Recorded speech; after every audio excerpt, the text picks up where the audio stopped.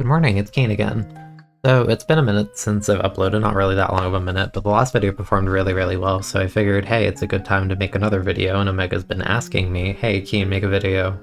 So I said, okay. So today what we're going to do is we're going to look at Drizzle Season 2023 and focus on the weapons, and I'm basically going to talk a little bit about all of them. So say thanks to Omega for pushing me to make videos, because I always tell people if you want to see stuff, then ask me for it. That's unironically like the best way you're going to get me to do anything, because I kind of lack the drive and motivation to do it myself sometimes, so sometimes you need that kind of push. I think that's the kind of person I am. But yeah, today's going to be a little bit of a faster paced review, air quotations. Maybe it's not actually going to be faster paced. I don't actually know how long this video is going to be, because I'm obviously recording the script right now. But I'm going to keep it kind of brief-ish, given the fact there's like 10 weapons to talk about in this update. I know that I can talk about Sorella Brella by itself for like 30 minutes an hour, any period of time like that's a given, but you know, I'm gonna not do that specifically in today's video. I will do that over the course of many different videos, because I could talk forever about that thing. So that gives you more incentive to stay tuned for that, subscribe, all that stuff, you know, blah blah blah. I'll try my best to throw footage in the background for the weapons as they talk about them, but, you know, granted, to be fair, my playtime on them varies a lot when, you know, Brella consumes the majority of that, so that will be the first one that we're going to talk about. So, Sorella Brella. I love this thing.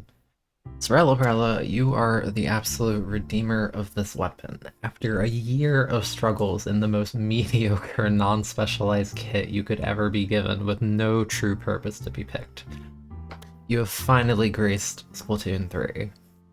You're perfectly complemented with Inkjet, with a main weapon that lets you protect yourself on your recoil and landing. Your Inkjet lets you stall for the Brella shield to regenerate and heal, flipping awful scenarios into your own favor. You've been blessed with a top tier special right now that could be an insane pressure tool, achieve multi-kills, snowball, or even just stall for the benefit of your own team. No other special could grace a weapon more kindly than this one does right now. Our beloved Autobomb who scouts for Sharkers gives us information as a form of bomb pressure. You're a lethal cheap enough to throw with Brella, although sometimes you run out of ink. Also, it has a pufferfish. Those are pretty cool. I like Quillfish. I still like the Splatoon 2 design more, but yeah, this is a beautiful weapon.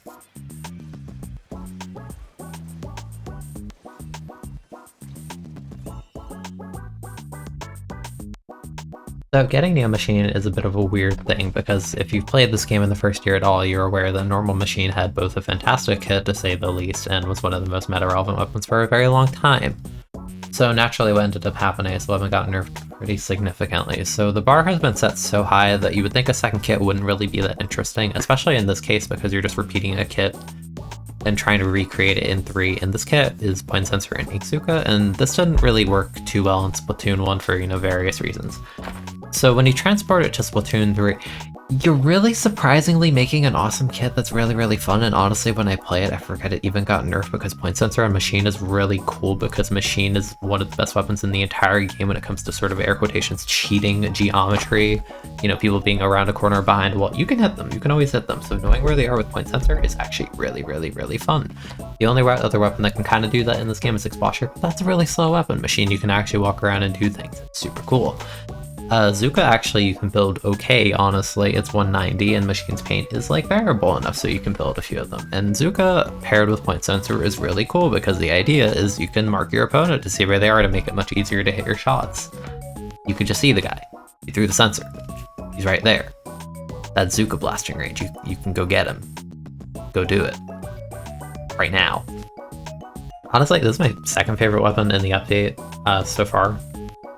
Just being able to play Machine and focus on the main weapon is kind of a satisfying gameplay loop, and I love how Zuka feels when you get those, you know, crazy multi-kills. I'll throw some of them on screen for this bit. You could even do silly stuff, I don't have a clip of it, but you could direct someone and then they go out of your range, and then you could just pop the Zuka and just murder them, because the Sour Spot will like always combo off of that. So that's pretty hilarious. Is it optimal?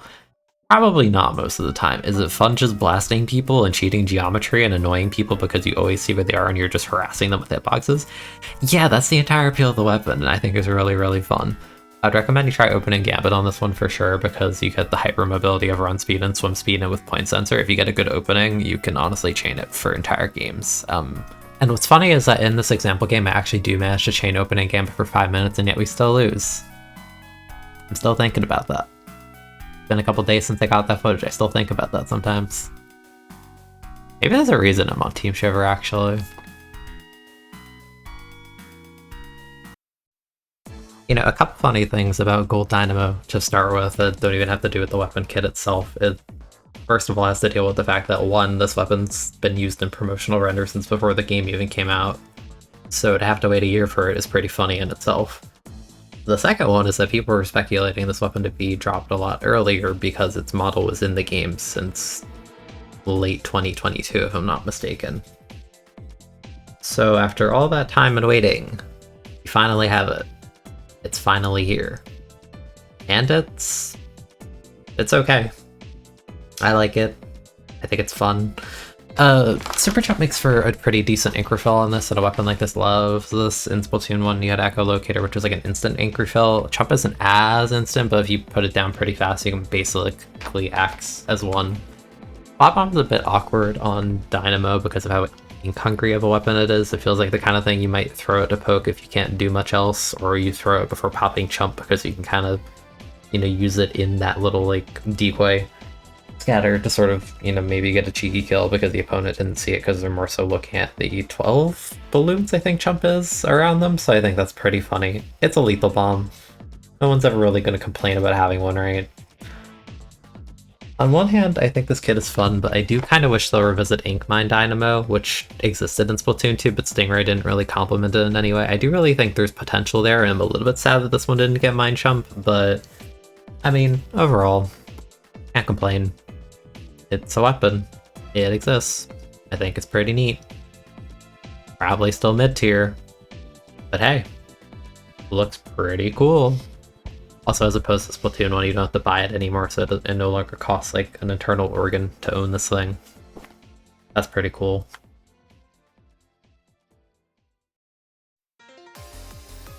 So I'll be honest off the bat and say that I really didn't have a high impression of Bow when it comes to the main in this game. I don't think it's incredibly strong right now, and I think it matches up pretty poorly into a lot of the very common cooler comps you tend to see running around right now. But it is nice to see the poster child of the game getting a variant after a literal year. I'm surprised it even took this long for that to be the case. I feel like the intention behind this kit is that they want the sprinkler to sort of aid the bow's in general not amazing paint output and sort of act as a distraction sub. I think that's what they're going for.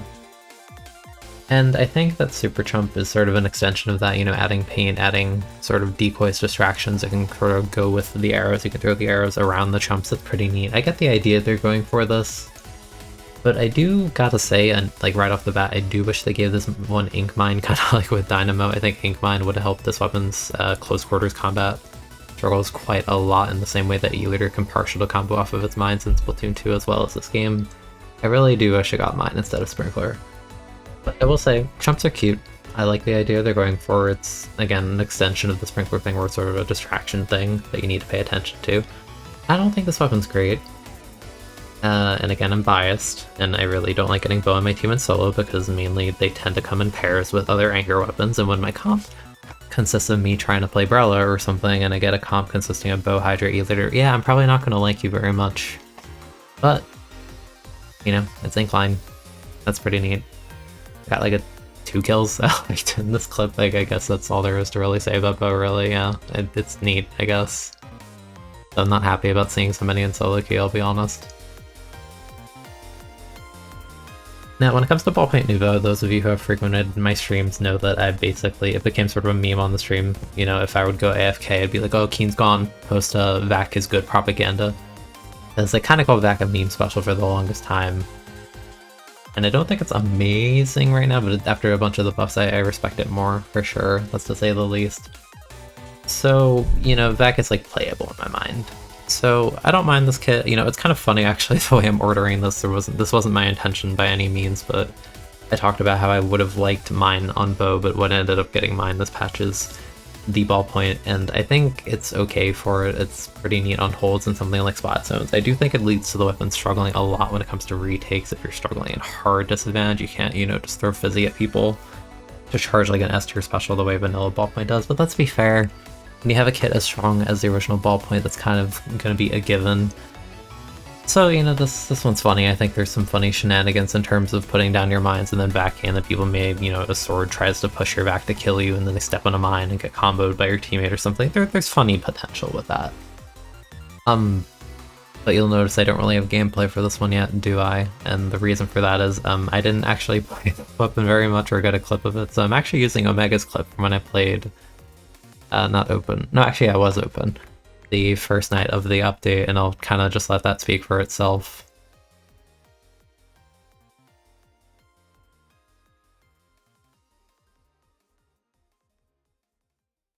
Okay, so when it comes to Bloblobber Deco, I could definitely see the argument where Vanilla Blob is a stronger weapon overall that fits the playstyle a lot better in terms of a paint output weapon that sort of holds off areas and sort of denies people from approaching in certain ways. But when you get past the really objective lens, like, come on, man.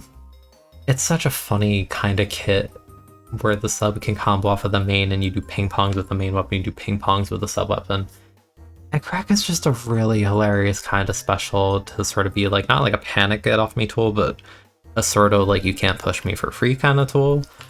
And you can go in with it, not too far in, because remember you are a blob. If you extend too far and too long with Kraken, you're gonna die at the end of it. That applies to like every weapon, but you're not like a 96, you can't throw a wall and you know sort of reset yourself. Now you're a blob.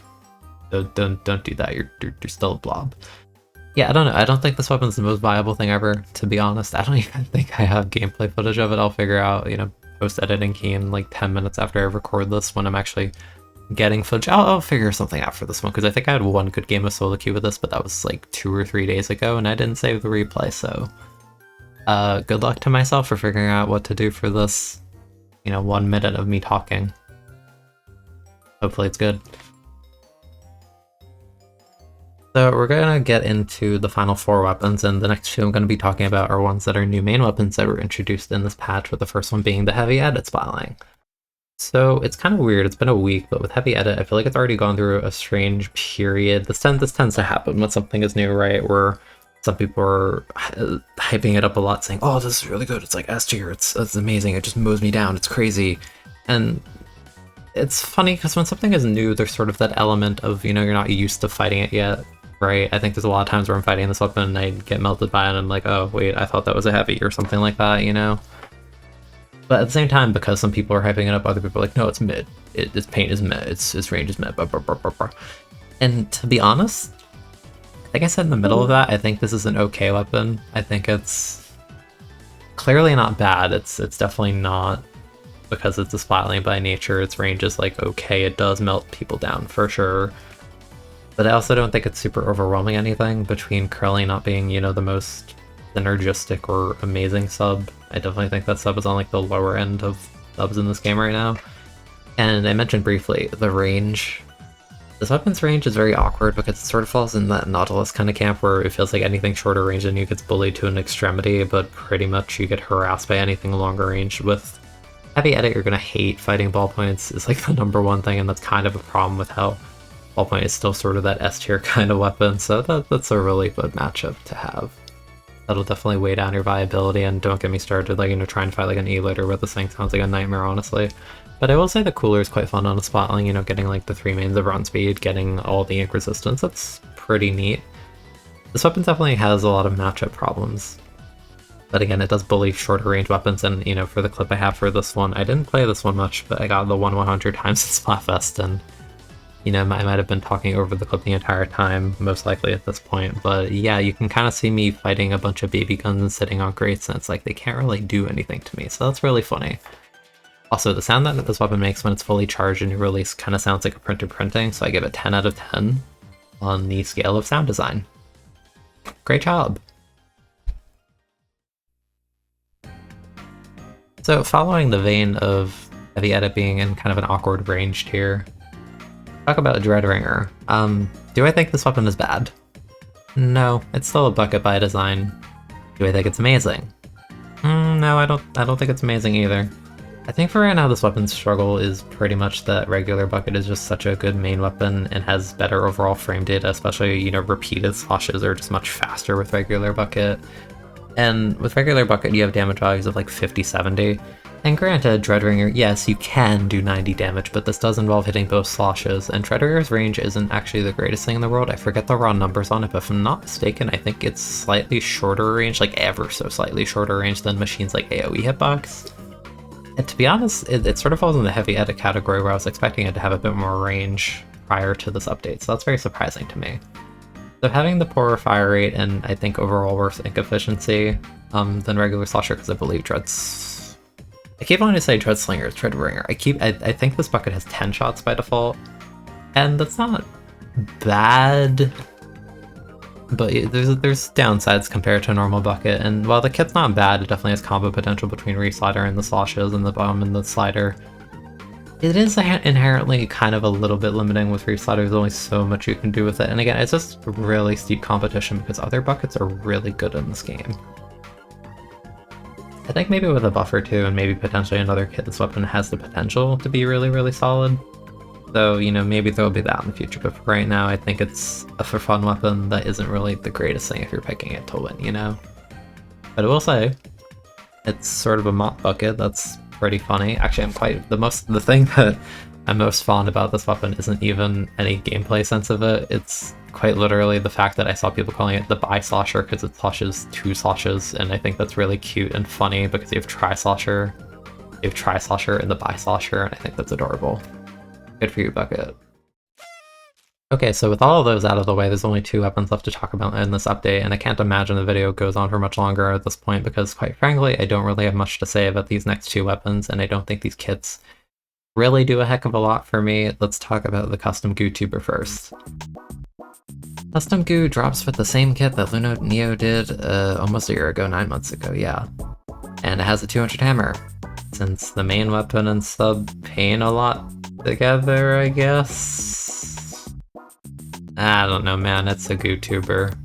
This weapon's in a constant identity crisis where it can't decide if it's trying to be a charger, a painting weapon, a killer, or what, and it ends up being worse than a lot of things in this game with not amazing charge time or all that. I think the quality of life I got recently with the 2 rings is pretty neat, but the most affectionate thing I'll say about this thing is I like the visual flair it has with the blue color. It's the blue tuber because it's blue. Yeah, that's all I really got for this one. There's potential combos with partials and fizzies, and maybe reversal scenario with hammers. But, like, why are you picking this thing? I don't get it. And the final weapon I want to talk about today is the Octobrush Nouveau. So with Octobrush, their beacon kit has been a thing since Splatoon 1, and that's no exception in this game. But the thing is that's special this time is Inkstorm, which isn't a terrible special, but it's not a top tier by any means. I think when it comes to sort of describing specials in this game, I always call Inkstorm the most inoffensively mid-special ever. But a lot of the options with rains are also kind of mid, like there's no rain weapon that makes me go like, oh my god, I'm so scared of that thing. But honestly, this brush is so mid that it's really just a euphemism to not try and call it bad, because it probably is. But you know, we're trying to be positive in this video. Okay, yeah, it's not good. This weapon has no neutral. Like, at all. This weapon's in hard disadvantage. There's nothing to do. It's baby gun. It has nothing to throw. It has rain. Like, even Splatoon 2 Octobrush Nouveau with beacon at least had 170 missile to work with, but 180 rain. Like, come on, dude. Are you serious? What is this thing? Even at this point in the game, like, oh, you know, beacon option, right? No, you have custom Skullchi and Wiper Deco. Like, yeah, they're different main weapons, but, you know, the value you get from not being an Octobrush and having something like a cheap missile or having super chump on a weapon that's kind of hard to kill is, you know, obviously more appealing. Like, do you see this thing? Again, like, I just said it. He has no neutral. What do you do when you have no map? And that'll basically cover it for this video. I was originally going to include the maps, and I still do have little snippets about it in the script, but to be honest, I didn't want this video to get too long. given that I feel like it's been going on for a fair bit as is, and this video did require a lot of editing just because it is like 10 weapons, and I'm throwing in like little tidbits here and there. But overall, I had fun with it. Let me know what are your favorite and least favorite weapons. So probably tell me your favorite, because your least favorite weapon might be someone else's favorite. So maybe let's not get into that debacle. Yeah, just tell me your favorite weapon from this update. Yeah, that's a good idea. And let me know what you want to see next. I'll probably end up doing a map-focused video next about Ship Shape and Crablet, because those are fantastic maps, and I was like gushing about them in my script. But again, I want to be fair to those and sort of give them their own time, because it didn't feel right to talk about two of my favorite maps in this entire game over the course of like 2 minutes. Like that doesn't cut it. Nah, man, I gotta go in depth about that. Yeah, it's been Keen. I hope you enjoyed the video. Subscribe. That's all I got. There's no other thought. Goo Tuber.